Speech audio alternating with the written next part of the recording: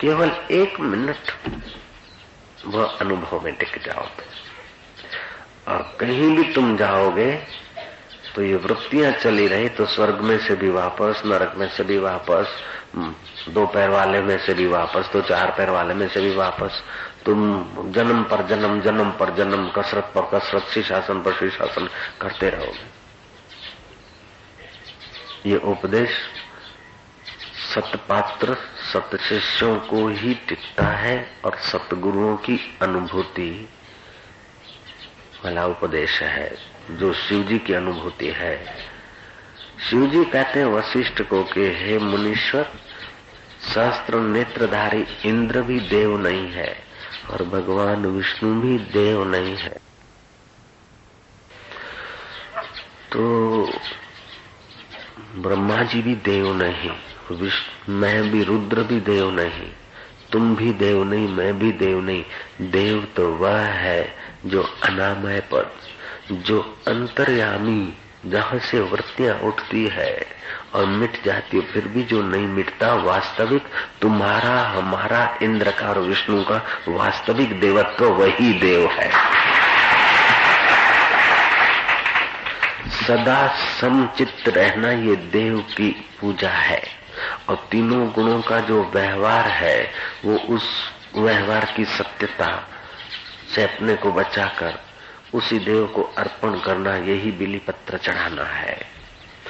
और ये 5 भूत से जो साधन और वस्तुएं बनी है, शरीर और वस्तुएं, ये सब की सब उस देव की सत्ता से वृत्तियां उठती और फुरफुराता है और फिर वृत्तियां मिटती तो मिटता सा लगता है। ऐसा समझना ही मुझ शिव को पंचामृत से स्नान कराना है। और व्यवहार काल में भी बार बार उस देव से जो वृत्तियां होती, उस देव में रहना, वही मेरे आगे धूप और दीप करना है। इस प्रकार की तुम्हारे जैसे बुद्धिमान ऋषिश्वरों के लिए इस प्रकार की पूजा है। बाकी साधारण लोगों के लिए फिर बाहर के बेली पत्र, पंचामृत और ये व्यवस्था की है। जो 10 कोस नहीं चल सकते हैं उनके लिए एक फलांग चलना भी अच्छा है। ऐसे जो एकदम सूक्ष्म उस देव की उपासना नहीं कर सकते हैं, उन लोगों के लिए ये देव की भावना की गई है। इस देव, अंतर्यामी देव की अगर उपासना की जाए तो महाराज, जैसे बैलगाड़ी वाला 50 वर्ष बैलगाड़ी लेकर यात्रा करता रहे फिर भी वो दरिया पार की खबरें नहीं ला सकता है, और हवाई जहाज वाला 8-10 घंटे में दरिया पार के गांव टापू पे जाकर आ सकता है, दुबई जाके आ सकता है, लंदन जाके 10 घंटे में, 12-15 घंटे में आ सकता है हवाई जहाज वाला। ऐसे ही उस ये हवाई जहाज जैसी उपासना में वो परमात्मा का अनुभव करके फिर उसकी वृत्ति बाहर आएगी, लेकिन वृत्ति में सत्यता नहीं रहेगी, वृत्ति बाधित हो जाएगी। बाधित कैसे कि जैसे रस्सी है ना, उसको जला दिया तो उसमें बल तो दिखेंगे लेकिन वो बांधने वाली नहीं होगी। मूंगफली है, उसको सिंगदाना बना दिया, वो खाने और देखने के काम आएगी लेकिन दूसरी नई मूंगफली पैदा नहीं करेगी। ऐसे तुम्हारी वृत्ति नए जन्मों को पैदा नहीं करेगी। इस जन्म में जो लेना देना खाना पीना है वो काम हो गया। सेकेली सिंह और कच्ची सिंह में जो फर्क है, ऐसे ही ज्ञान से तुमने वृत्तियों के आधार को जान लिया एक बार, तो सारी वृत्तियां तुम्हारी भुन जाएगी। भुन जाएगी तो जैसे कबीर है, लोही के साथ रहते हैं लेकिन जैसे साधारण आदमी रहते हैं, ऐसी कबीर की वृत्ति लोही के प्रति कामासक्त नहीं हो सकती। और लोही अगर बुद्धिमान है, समझदार है, तो कबीर को जैसे साधारण पत्नियां पति को अपने शरीर में फंसाती है और पति अपनी पत्नियों को शरीर में फंसाते, ऐसा वो कपल नहीं था कबीर और मिसिस कबीर का। एक बार कबीर के घर कुछ अनजान लोग आए। माता लोही से पूछा कि हमें संत दर्शन करना है, कबीर जी का दर्शन करना है।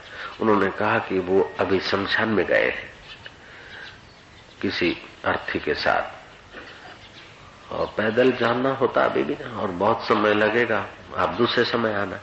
उन्होंने हमें आज ही दर्शन करना और जल्दी जाना है। आप बताओ कि शमशान में कबीर जी को हम कैसे पहचाने? बहुत लोग होंगे वहां तो। तो लोही ने कह दिया कि उनको अगर पहचानना तो एक ही काम करो तुम, कि हर समय जिसका चेहरा एक जैसा रहता हो वो आपके संत है और दूसरे असंत है। ये अच्छा, तो जो मुर्दे के साथ जा रहे हैं उस समय चेहरा एक प्रकार का जला रहे, तो जिनकी ममता आदि थी उनके चेहरे में बदलाहट थी, और जब जला कर निकले तो खाने पीने की इधर उधर की वृत्तियां बढ़ी। लेकिन कबीर की वृत्तियां, वो वृत्तियों को देख रहा है, तो वृत्तियों को देख रहा है तो वृत्तियों का प्रभाव चेहरे पर नहीं पड़ रहा है, समचित्त शांत।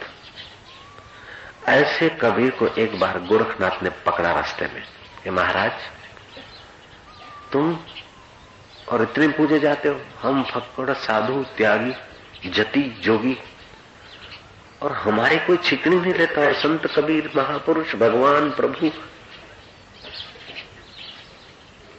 चलो जरा हो जाए दाव, दिखाओ सिद्धाई।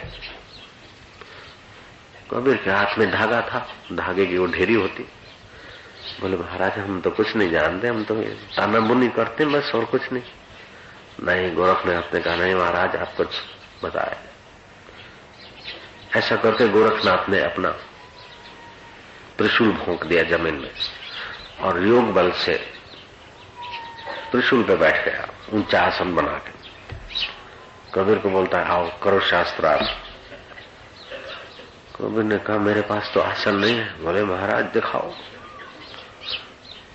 कबीर ने क्या करा, अपनी ढेरी का एक छेड़ा धरती पर, ढेरी को ऊपर फेंका, ढेरी खुलती खुलती धागे का एक छेड़ा धरती पर और दूसरा छेड़ा आकाश में खड़ा है। कबीर जाके वहां खड़े, बोले महाराज आओ त्रिशूल को ऊपर करो।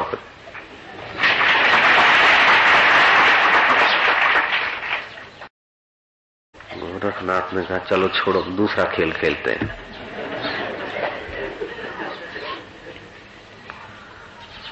गंगा जी में स्नान करने चलते हैं, और मैं गोता मारूंगा, रूप बदल दूंगा, कुछ भी करूंगा, आप मेरे को खोजेंगे।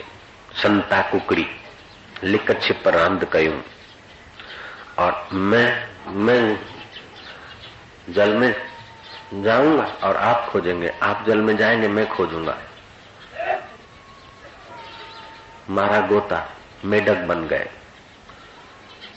कबीर जी ने देखा कि मेढकों के बीच में ज्यादा हिलचाल जो कर रहा है ना, मेरे पास एक जेब कतरा आया। बोले सत्संग सुन के मैंने ये धंधा बंद कर दिया, अब मेरे को रिक्शा विक्शा मिल जाए ऐसा आप आशीर्वाद करो। मैं क्या जरूर मिल जाएगी, लेकिन ये बता तुम जेब काटते तो पता कैसे चलता है कि मिलकत उसके पास है जेब में? बोले बार बार जहाँ हाथ जाता है उनका हम समझ जाते हैं यहाँ माल है। तो नया आदमी ऐसे हवाई जहाज के वो अंदर जो ऑफिसर आदि कोई आए तो मेरे को आदि क्या, फिर बात बात में उसने ये बताया। मैंने कहा बोले ये सब नए लोग हैं। मैं कहा तुम अंतर्यामी तो नहीं हो? बोले नहीं बाबा जी, जो पहली बार हवाई जहाज में आते ना वो खिड़की खोलते हैं, ये देखेंगे वो देखेंगे वो देखेंगे, तो पट्टा बांधने का देखेंगे। हम समझ जाते कि ये नए ग्राहक हैं, फर्स्ट टाइम आए हैं। तो जो मेढकों के बीच नया मेढक था, उथल पाथल फतफत किया, तो कबीर जी ने तो आइडिया से ही पकड़ लिया, उठाए हाथ पे। उठी जाग जोगियड़ा रांद कयूं, आओ लिक छिप रांद कयूं, आओ जल में जोगियड़ा रांद कयूं। तू भी लिकंदे मां भी लिकंदुस, तू भी गोल्हींदे मां भी गोल्हींदुस। गोरख जल में डेडर थी वयड़ो, कबीर तंखे हथ में खयड़ो। उथी जाग जोगियड़ा रांद कयूं, आओ लिक छिप रांद कयूं, रांद कयूं हण रांद कयूं। गोरख फिर क्या करें, पकड़े गए, खड़े हो गए। बोले अच्छा कबीर जी आप मारिए गोता, मैं आपको खोजूंगा। कबीर जल में जल थी वयड़ो, पतो गोरख के कौन को पयड़ो। कबीर जल में जल हो गया, अब गोरख कहां खोजेगा? इधर से इधर, उधर से उधर, उधर से उधर, आखिर देखा कि